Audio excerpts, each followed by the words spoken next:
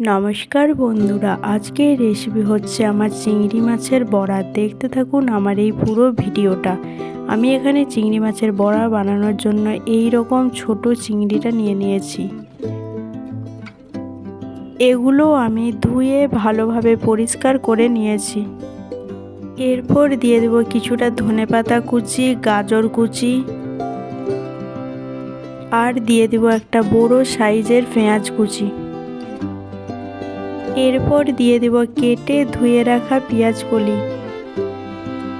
কাঁচা লঙ্কা কুচি।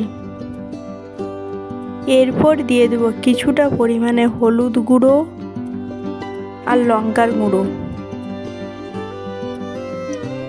এই বড়াটা আপনারা ঘরে থাকা উপকরণ দিয়েই খুব সহজ পদ্ধতিতে বানিয়ে নিতে পারবেন। এরপর দিয়ে দেব কিছুটা পরিমাণে আদা, রসুন আর গোটা জিরে বাটা।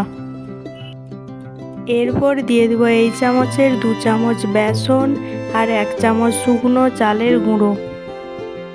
চালের গুঁড়ো দেওয়ার কারণে বড়াটা একটু মুচমুচে হয়। এরপর দিয়ে দেব পরিমাণ মতন লবণ।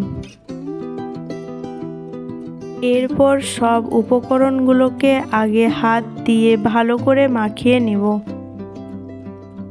দেখুন এইভাবে মেখে নিয়েছি। এইবার অল্প অল্প করে জল দিয়ে মাখিয়ে নেব। খুব একটা পাতলা করা যাবে না। চেষ্টা করবেন অল্প অল্প জল দিয়ে ভালোভাবে হাত দিয়ে মাখিয়ে নেওয়ার। দেখুন আমি এখানে চিংড়ি মাছের বড়া বানানোর জন্য এইভাবে সব কিছু উপকরণ মেখে নিয়েছি। এই বড়াটা ভাজার জন্য আমি এখানে গ্যাসে কড়াই বসিয়ে কড়াইতে সাদা তেল দিয়ে দিয়েছি কিছুটা পরিমাণে।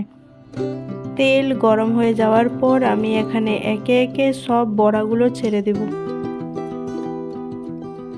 আমার এই বড়াগুলো ভাজা হতে হতে আপনারা ততক্ষণে আমার এই চ্যানেলটিকে সাবস্ক্রাইব করে দিন।